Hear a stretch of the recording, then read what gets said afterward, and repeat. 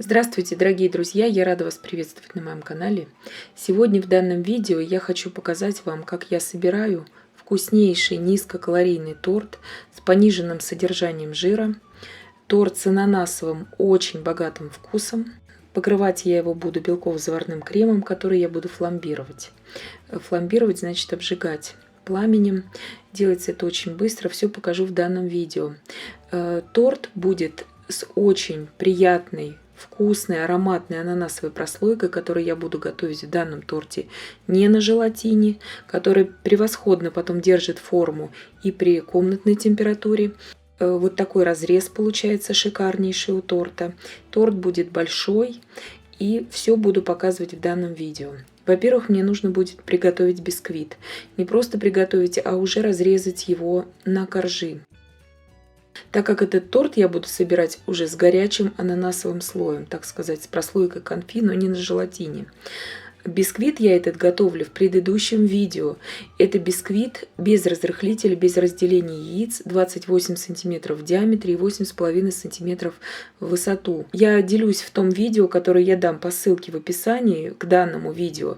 Проходите и смотрите. Я там раскрываю все секреты, как я готовлю данный бисквит. И бисквит мы должны уже нарезать заранее, до приготовления ананасовой прослойки. Здесь для ананасовой прослойки мне понадобится 900 грамм консервированных ананасов, вы же можете даже целиковые брать, 300 мл ананасового сока. Также мне понадобится 120 грамм кукурузного крахмала и кастрюля с толстым дном. И также 150 грамм сахара. Но сахара я введу позже. Я скажу, почему я это делаю позже. Я пробила блендером ананасы и вливаю все это в кастрюлю. И теперь я смешаю ананасовый сок с кукурузным крахмалом. Вы же можете брать картофельный, но хорошего качества картофельный крахмал, чтобы у вас был. У меня всегда кукурузный, потому что он наиболее подходит для всех кондитерских изделий. Ананасовая смесь должна дойти до булек у нас, до закипания. Как только она закипит, я ее снимаю. Здесь она у меня очень активно закипела. И теперь при непрерывном помешивании в центре кастрюли венчиком я вливаю туда всю крахмальную смесь. Теперь я опять все это довожу на среднем огне до закипания. Тоже непрерывно помешивая. Смесь у вас начнет густеть. Вы ее в руках почувствуете, как она у вас густеет. И она будет становиться все более и более прозрачной. Это нормально. Бульки, когда уже активные пошли, снимаем с огня. И я тогда ввожу уже весь сахар. Это я делаю для того, чтобы у меня не пригорала ко дну вся эта смесь. Сахар расходится мгновенно в горячей смеси. Это никак не повлияет на желирующие свойства крахмала потом. Просто я вообще люблю так делать, потому что так облегчает мне просто работу, не пригорает тогда смесь. Возьмите себе на заметку, кому так понравится работать, делайте тоже так же. Я опять все это ставлю на огонь и опять довожу до кипения. Закипит она мгновенно, потому что смесь очень горячая. Также непрерывно помешиваю. Пошли бульки у меня, я тут же снимаю с огня. Сахар весь растворился, все готово. Ни в коем случае никуда не убираю, не остужаю я эту смесь. Сразу горячей сейчас я буду ее заливать на корж. Здесь мои бисквиты.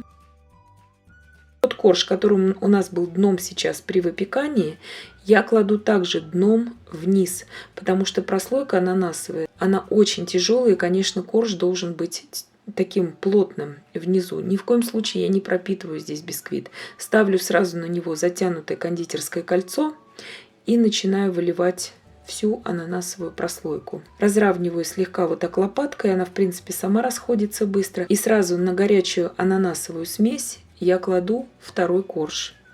Этого бояться не нужно. Что нам дает в горячем виде вот эта смесь? Она очень хорошо схватывается с коржами.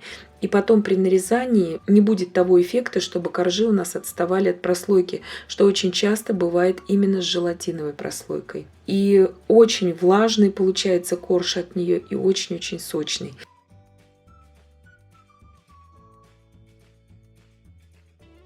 Крем к данному торту я тоже готовила в предыдущем видео. Здесь нам понадобится ананасовый курт. Все это я ссылки дам в описании к данному видео.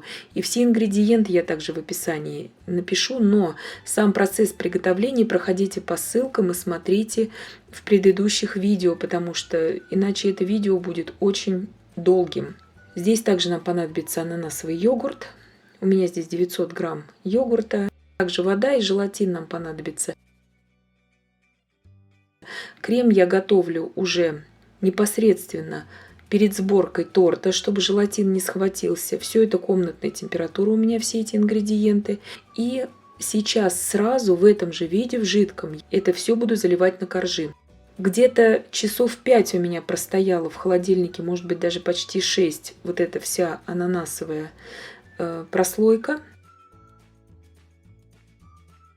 Вот такая красивая она получилась у меня. Видите, она абсолютно не отстает ни от верхнего, ни от нижнего коржа. Я ставлю туда канцелярские папки. Коржи я тоже держу уже наготове. Я их достала из холодильника. Они у меня были там в пищевой пленке. И я сразу наливаю на коржи уже готовый мой крем, жидкий крем. Обязательно здесь нам понадобится вот либо ацетатная пленка, у кого нет, можете использовать хорошего качества канцелярские папки, как у меня. Я их всегда дезинфицирую перед употреблением. И их также можно и мыть. Здесь мне понадобится 2 прослойки крема. Я распределяю крем просто ложкой по коржу и накрываю также вторым коржом. Все это, естественно, мы делаем еще в жидком виде. Потом просто желатин начнет свое действие желирующее, и крем может схватываться такими как бы комочками. И в таком виде сейчас я ставлю все это на ночь в холодильник. И накрываю обязательно верхний корж я пищевой пленкой. Коржи я здесь не пропитываю ни в коем случае. Здесь у меня уже прошла ночь, я достала из холодильника. Я сварила здесь белкового крема на 100 грамм белка. Вы же можете на 80 варить, здесь разницы никакой нет. Просто торт у меня очень большой. 4 килограмма 100 граммов. Торт вышел в итоге вместе с белковым кремом уже. Как я его готовлю, есть 2 подробнейших видео на моем канале. Также оставлю ссылки в описании к данному видео. Проходите и смотрите. И крем я буквально полминуты не довзбивала, чтобы он не был таким, знаете, плотным очень. Видите, он очень хорошо размазывается и ложкой. И теперь я беру просто рукоятку от вилки, вы можете от ложки брать, палочку, любую деревянную брать, и просто наношу вот такие завитки. Техника завиток для украшения есть у меня на канале. Здесь немножко по-другому. Я здесь не довзбиваю намеренно крем, чтобы он у меня был таким мягким. Итальянская меренга, она очень хорошо фламбируется. И теперь просто обычной кухонной горелкой газовой, которая продается и в хозяйственных магазинах, и в магазинах для выпечки, я буду фламбировать. И вот таким образом я просто разравниваю края. Я специально не убирала с него пленку сначала, чтобы у меня бока торта остались не запачканы белковым кремом. И вот в таком виде сейчас я просто буду это фламбировать. То есть обжигать пламенем из горелки. Горелка у меня кухонная, ей также можно фламбировать и другие десерты, и мясо, и все, что вам понравится. Овощи. Продается она буквально везде. Здесь нужно, конечно же, аккуратно с ней работать, но меренга фламбируется всегда очень и очень хорошо. Я делала специально вот такие завитки, чтобы был более красивый у нас рисунок. И вкус именно вот этого карамельного, скажем так, белкового крема и ананаса, и бисквита без разрыхлителя сочетаются просто идеально. И здесь мы не используем ни сливок, ни сливочного сыра, и тем самым мы сохраняем низкую калорийность у данного торта. То есть здесь нет практически жиров. И вот такой красивый торт у нас получается необычный. Такой полупрозрачной прослойкой внизу ананасовой, с плотными прослойками крема 2 и сверху с необычной фламбированной поверхностью белкового крема. Сейчас я по традиции разрежу торт, чтобы показать вам, как он выглядит внутри. Разрезается он очень хорошо. вот такие вот очень четкие слои ананасовой прослойки, крема в нем прослеживается, белковый крем тоже нарезается очень хорошо. Держится он в холодильнике до 2 дней и не теряет, несмотря на то, что мы его взбивали не до конца, где-то полминуты я не довзбивала, он не теряет своей устойчивости. Если вы будете правильно взбивать по моему рецепту крем, просто буквально полминуты не довзбиваем его, чтобы его вот так вот завитки такие на нем сделать. Торт получился большой. Этот торт очень хорошо подойдет именно для большой компании.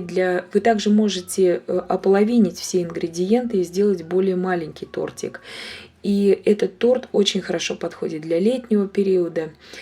Надеюсь, что видео было полезным и познавательным. Подписывайтесь на мой канал, ставьте лайки, пишите комментарии. Я всем желаю больших успехов и до встречи в новых видео.